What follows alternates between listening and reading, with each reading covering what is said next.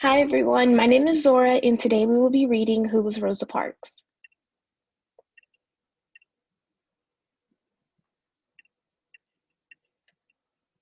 Who was Rosa Parks?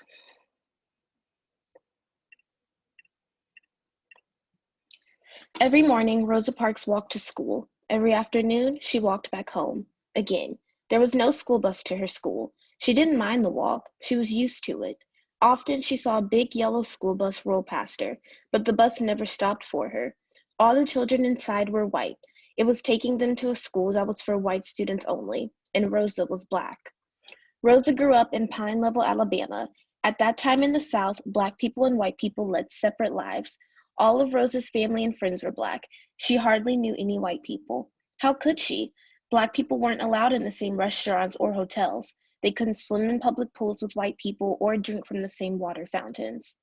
Every time she saw a bus carrying white children to and from school, it made her feel like Black children didn't matter as much as white children.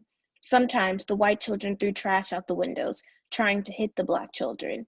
After a while, Rosa and the other Black children stopped walking by the road. They went through the fields instead. The school for the white children was nicer too. It had real glass panes in the windows. At Rosa's schools, there was no glass, only shutters. Still, Rosa knew inside that she was as good as any white child. She was as good as anyone, and one day she would prove it. Chapter 1, Down on the Farm. Rosa Louise Macaulay was born in Tuskegee, Alabama on February 4th, 1913. Her father, James, was a carpenter. Her mother, Leona, was a teacher. Rosa was small for her age. She was often sick with a sore throat. She had to spend a lot of time in bed. When Rosa was about 2 and a half, her mother and father separated. Rosa moved to Pine Level just outside Montgomery, Alabama. There, she lived on her grandparents' farm with her mother and her little brother, Sylvester. She liked the farm. With her family around, she felt safe and secure. Beyond the farm, the world was not such a safe place. Some white people living nearby belonged to a group called the Ku Klux Klan. They wore white robes and hoods to cover their faces. Many times, Klan members set fire to houses where Black people lived or churches where they prayed. The police did nothing to stop the attacks. The Ku Klux Klan, or KKK as it is known, is a hate group that uses threats and violence against Blacks and other minorities. The name probably came from the Greek word kuklos, meaning circle. The Ku Klux Klan was a circle, or band, of brothers. Tennessee veterans of the Confederate Army founded the Klan after the Civil War ended in 1865. Groups soon spread throughout the South. Klan members wore white robes and pointed hats with masks to hide their faces. Often they left burning crosses in front of the victims' homes. During the 1920s, when Rosa was a child, the Klan spread throughout the country. At one point, there was about 4 million members in the United States. Today, that number is about 5,000. When Klan members marched by Rosa's house, her grandfather stood at the door. He held a shotgun in his hand. Some nights he slept in a rocking chair, the shotgun in his lap. Rosa often stayed curled up beside him. Even whites who didn't belong to the Ku Klux Klan could be cruel. A wealthy planter named Moses Hudson would hire Black children to pick and chop cotton. He paid them 50 cents a day.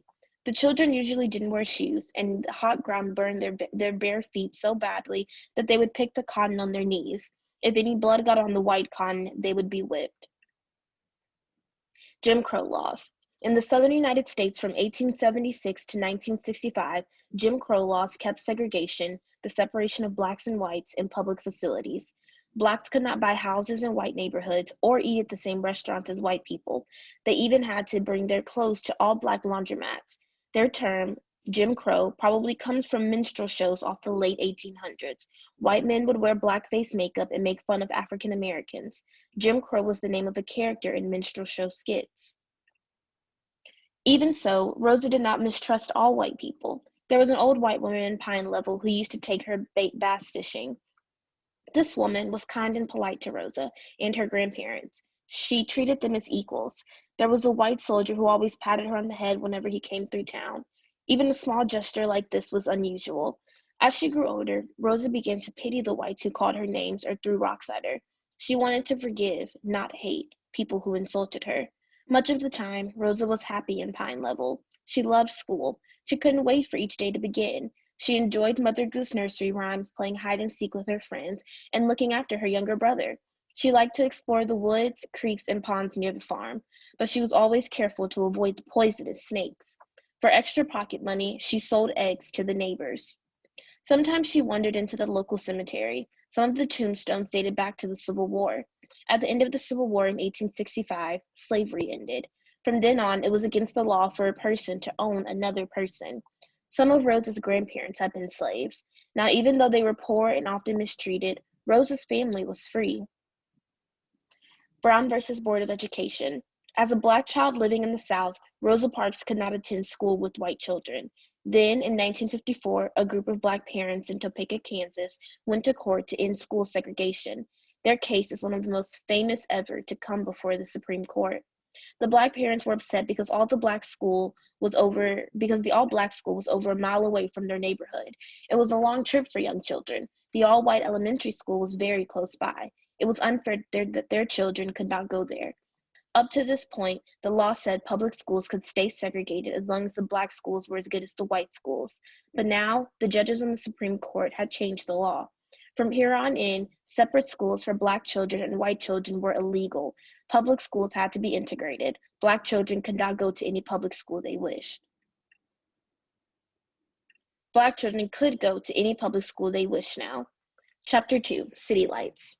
In 1924, when Rosa was 11, her mother sent her to live with relatives in Montgomery, the Alabama state capital, so she could go to a better school. It was called the Montgomery Industrial School for Girls.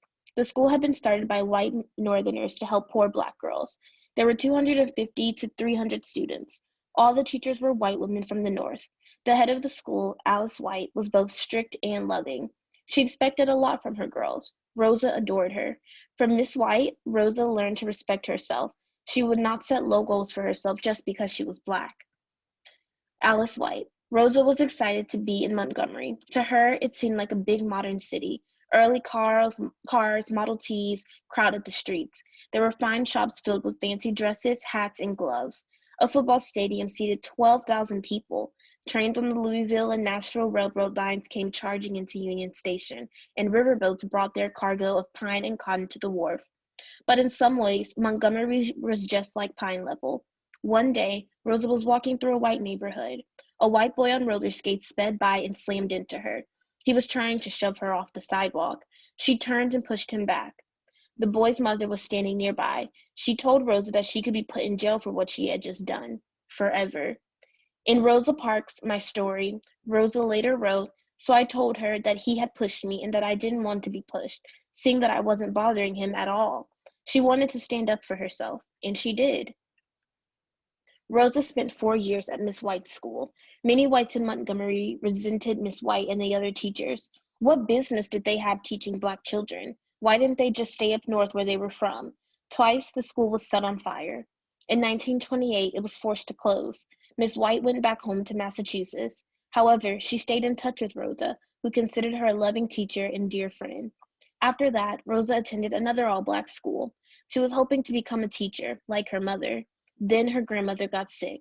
Rosa, who was 16, dropped out of school and moved back to Pine Level to help care for her. After her grandmother died, Rosa's mother became ill. Again, Rosa was there to help. She was not happy about leaving school, but she did not complain. To make money, she cleaned houses for white people. Sometimes that wasn't enough, so she'd stand on the streets selling fruit. Rosa worked hard. She also belonged to the St. Paul AME Church. AME stands for African Methodist Episcopal. The church was in the oldest Black neighborhood in Montgomery. It was the center of Rosa's life and brought her great joy. Her strong faith helped her get through her long, tiring days. The role of the Black church. The first Black churches were formed before 1800 by free Blacks in Philadelphia, Pennsylvania, Petersburg, Virginia, and Savannah, Georgia.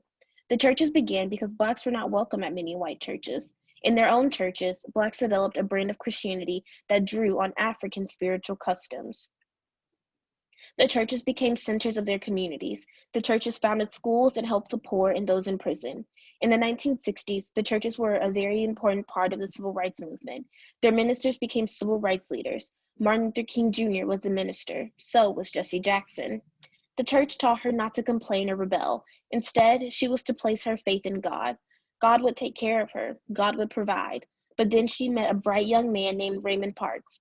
Raymond had a lot of different ideas. Chapter 3, Life with Raymond. Rosa was 18 when she met Raymond. He was 28 and working at a barbershop in Montgomery. A friend introduced them. Rosa was impressed by how smart he was. Raymond hadn't had much schooling, but he loved learning. Raymond had suffered through hard times too. Like Rosa's father, Raymond's father had been a carpenter. He had died falling from a roof when Raymond was a little boy. His mother, who taught him to read and write, died when he was a teenager. Since then, Raymond had been on his own. Raymond talked a lot about the lives of Blacks in the South. He was one of the first members of the Montgomery chapter of the National Association for the Advancement of Colored People, also known as the NAACP. People liked and respected him. When Raymond and Rosa met, he was upset about a trial in Scottsboro, Alabama. 9 Black teenagers were accused of attacking 2 white women on a train. The evidence against the boys was faked. The women were lying. Still, the jury convicted 8 of the 9 boys.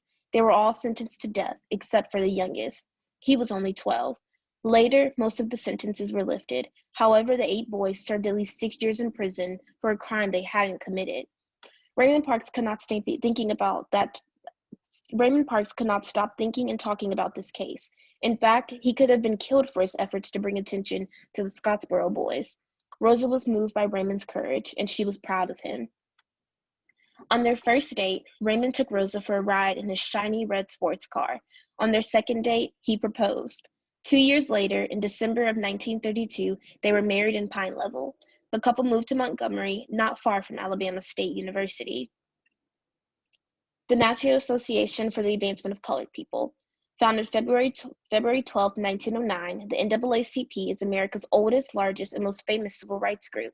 Among its founding members was the famous writer and historian W.E.B. Du Bois. The NAACP began, in part, to stop lynching when an angry group of people seizes and hangs someone without a trial. The goal of the NAACP has been to end racial hatred and help minorities who are denied their civil rights. The NAACP celebrated its 100th anniversary in 2009. Raymond continued his work for the Scottsboro boys. He held meetings in the park's front room. Rosa never forgot the first meeting. The men brought guns. They felt they needed to protect themselves. What they were doing was dangerous. Rosa sat on the back porch, her face buried in her lap. It made Rosa sad that Black men feared for their lives just because they were holding a meeting. Still, her husband's work spurred her on. Raymond wanted Rosa to go back to school, and she did. In 1934, she earned her high school diploma. At that time, hardly any Black people in Montgomery were high school graduates, not even 1 in 10. Rosa was proud to be among the small number of Blacks who did have a degree, yet she was still unable to find work that really challenged her. Instead, she took a job at a hospital as a nurse's assistant. She also did sewing on the side. Then, in 1941, she got a job as a secretary at an Army Air Force base in Montgomery called Maxwell Field. President Franklin D. Roosevelt had forbidden segregation at all United States military bases, so Maxwell Field was integrated. Blacks and whites worked together, but when Rosa left the base, she had to ride home on a segregated bus. Blacks had to sit in the back. It was unfair, and it made her deeply angry. Rosa Parks was a quiet person, but the anger lived inside of her, growing day by day. Soon it became so large, she knew she would have to do something about it. Chapter 4, The Call to Action. Raymond was growing frustrated with the NAACP. He dropped out in 1943. He thought that the educated men in charge did not understand the needs of working-class Black men like him. But that same year, Rosa decided to join the NAACP. She went to her first meeting hoping to see Johnny May Carr, an old friend from Miss White's school. Johnny May was not there that evening. Rosa stayed anyway, because she was the only woman in the room. She was asked to take notes. For the next 12 years, Rosa served as the secretary for the NAACP in Montgomery. She was one of the few women in the civil rights movement during the 1940s. Her boss was a man named Edgar Daniel Nixon. Nixon worked as a porter on a train. He had traveled all over the country. He saw how different life was for Black people in the North. Nixon wanted that kind of integration in the South, too. That was his dream. He believed strongly in the rights of Black people. But did he care about women's rights? No. Nixon believed that women should stay in one place, the kitchen. Rosa's quick answer, "What about me?" made him laugh. Rosa was an excellent secretary. She typed notes, wrote letters, and organized meetings. Rosa let people know about hateful crimes against Black people, beatings and lynchings. She helped find lawyers for Black people accused of crimes they didn't commit. Rosa also helped Black people register to vote. Registering means getting your name on a list of voters in your district, so on election day, you can vote. Voting is one of the most basic rights in a democracy. Voting is the way to show who you want in office and what laws you want passed. Yet of the 50,000 Black people living in Montgomery, only 31 were registered to vote, and some of those people were dead. So Rosa decided to change things, starting with herself. She was going to register to vote. It was not easy to do. The registration office was only open during certain hours. These were hours when most people worked. Next, she had to take a reading test. This test was only given to Black people, not whites. And it was not really about reading. It was a long, hard test about rules of government. Most people would not be able to answer the questions. Rosa took the test 3 times before she passed. The day her registration came in the mail, she was very excited, but she still could not vote yet.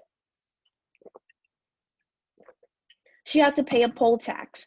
According to Alabama law, at age 21, voters had to start paying a tax of $1.50 per year to vote. Rosa was now 32.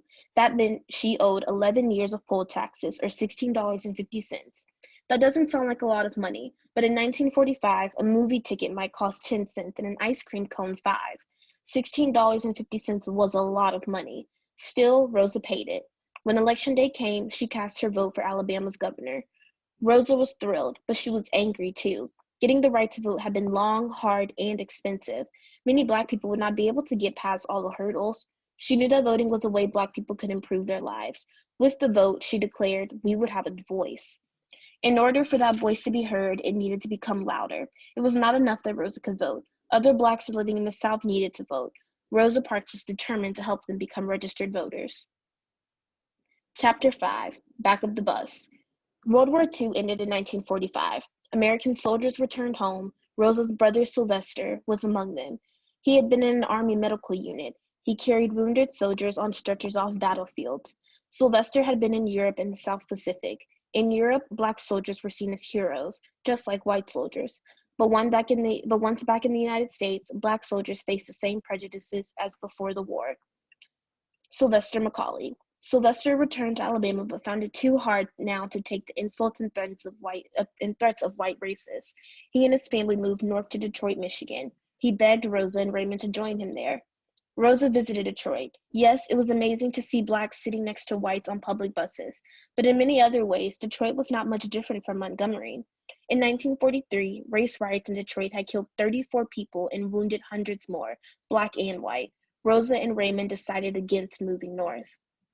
Life did not get any easier for Rosa. Raymond's health was bad, so he could not earn much. Rosa's mother was living with them now, too. Rosa cleaned houses for white people. She also did sewing at a tailor's shop and later on at a department store. Still, Rosa continued to work for free for the NAACP. She became an advisor to its youth group. Although she and Raymond never had any of their own, Rosa loved children. She felt a special bond with them. She urged young Black people to integrate the main public library in Montgomery, but every time the Black students tried to check out books, they were refused. The public buses were still very much on Rosa's mind. The rules for riding the bus were complicated. There were 36 seats on each bus. The front rows were for white passengers, the Black rows were for Blacks. The middle rows were for whites and Blacks, but Black people could not sit in the same row with white people. So if a white person sat down in a row, all the Blacks in that row had to get up and move. Even if the back of the bus was full and the front was empty, Black people could not sit there. They had to stand in the back. Rosa felt ashamed every single time she climbed aboard one of those buses, and yet she had to ride the bus to get to work. So did many other Black people. A bus seat may seem like a little thing, but it wasn't. It represented something big. One afternoon, Rosa paid her fare and got on the Cleveland Avenue bus. The bus was very crowded. In the rear, Black people stood tightly pressed together. Some had to stand in the back stairs, so Rosa got on the bus through the front door. She was moving back when the driver ordered Rosa to get off the bus. He wanted her to get back on again through the rear door. Rosa refused. Why should she get off the bus just to get on again? The driver told her that she had better obey him. Still, Rosa did not move. The driver stopped the bus. He grabbed her by her coat and began yanking her along. Before she reached the front door, she sat down in an empty seat, a seat for white people. Get off my bus, the driver shouted. Finally, Rosa did, but she had made her point.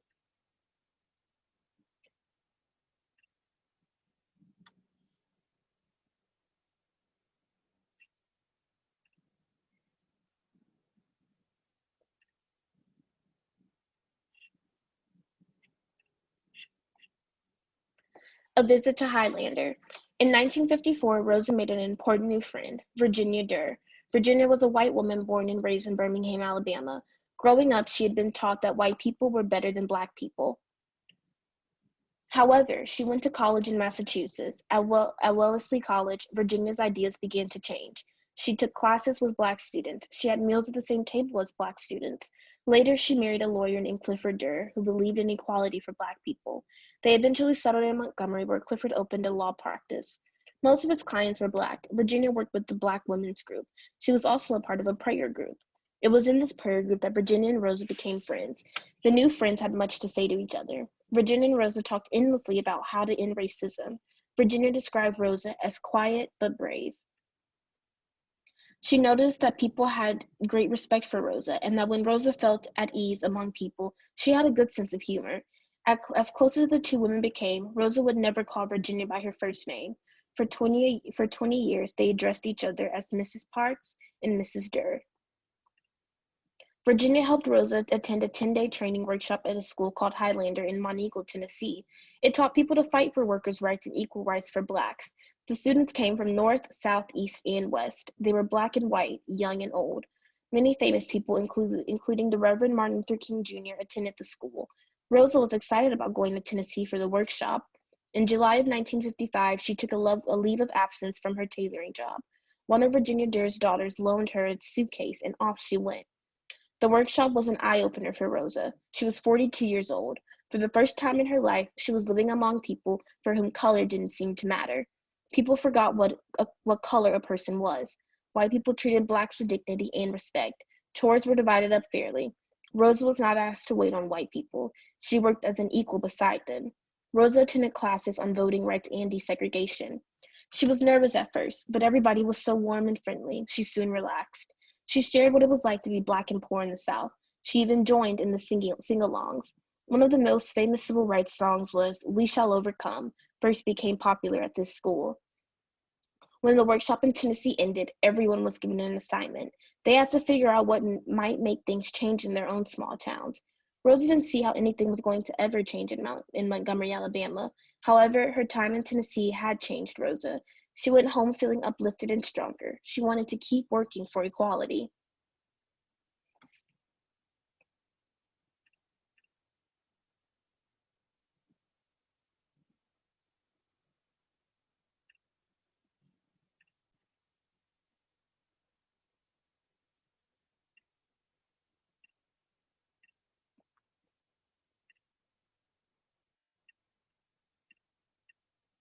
Yes, Rosa was a heroine. Her simple act of protest, refusing to give up a bus seat, is often seen as the beginning of the powerful civil rights movement of the 1960s. However, hard times were not over. Rosa received more hate mail and threatening phone calls. Raymond began to sleep with a loaded gun nearby. No one wanted to hire her. How could she and her family get by? They would have to leave Montgomery. Rosa, Raymond, and her mother moved to Detroit, where Rosa's brother Sylvester still lived. They settled into an apartment on the west side of Detroit. Raymond attended barbershop school to get his Michigan license. Rosa found a job downtown at the Stockton Sewing Company. She made aprons and skirts. It was a quiet job, and she liked it very much. She became involved with the local church and continued working for civil rights. In August of 1963, Rosa attended a historic civil rights march in Washington, D.C. Dr. King gave his famous speech, "I Have a Dream" speech, in front of the Lincoln Memorial. Rosa was thrilled by the number of people at the march. More than 200,000 people, white and black, attended. Although actress Josephine Baker spoke, Rosa was disappointed that women did not have a bigger role at the event. Still, important changes were happening. President Lyndon Johnson signed the Civil Rights Act in 1964. It was now a law that, among other things, Black people had to be treated equally at work or if they tried to buy a home. The Voting Rights Act followed in 1965. It did away with all the unfair rules that kept Blacks from voting. This was the cause that Rosa had fought so hard for. The Civil Rights Act of 1964, signed by President Johnson, was a great milestone in granting equal rights to minorities. It did away with the Jim Crow laws that had enforced segregation in the South for so long. Now all people had the right to be served in public facilities such as restaurants, theaters, libraries, and hotels. A public place could not remain for whites only. If schools did not let in Black students, the schools would be taken to court. Companies with more than 15 employees had to treat all workers equally. Then, in 1965, came the equally important National Voting Rights Act. This made it illegal for any state to prevent someone from voting on the basis of race or color. Congress now outlawed the practice of requiring citizens to pass unfair reading or literacy tests in order to register to vote. With more Blacks voting, Black candidates began to enter politics. In 1964, John Conyers Jr., who was from Detroit, ran for a seat in the U.S. House of Representatives. Rosa was active in his campaign, and when he won, she went to work for him full time. She answered his mail, organized voter registration, and found jobs and homes for those who needed them.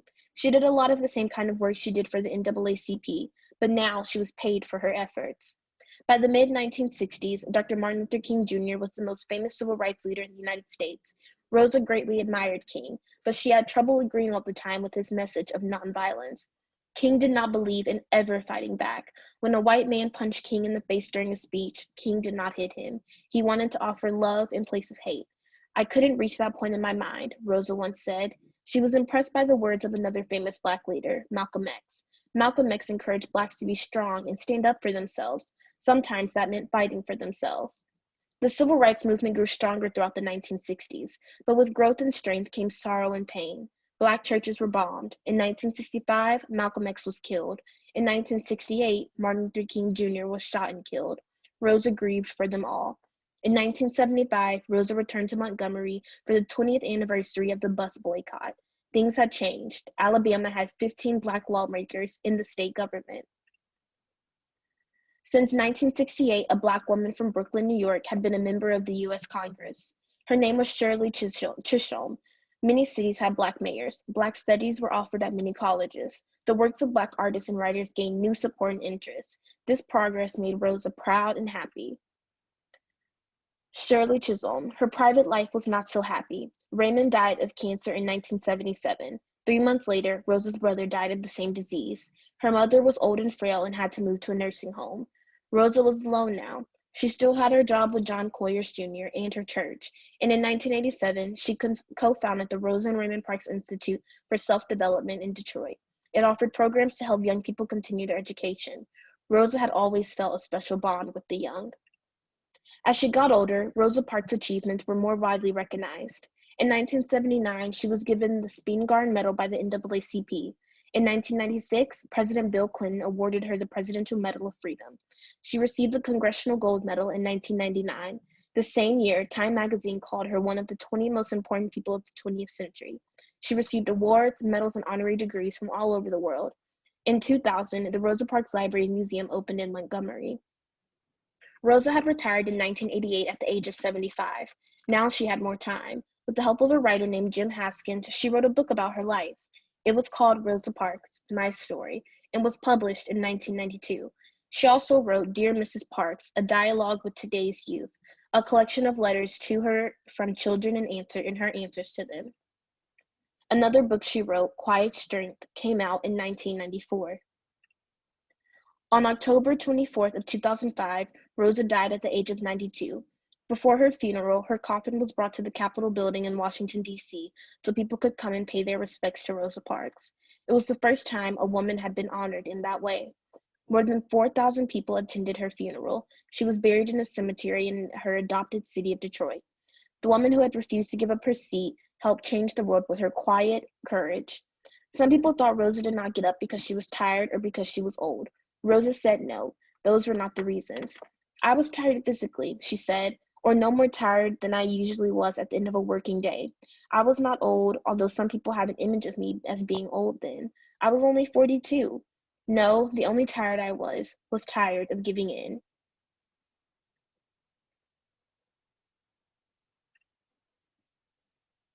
Thank you all for listening, and that was all. The next recording will be uploaded on Tuesday.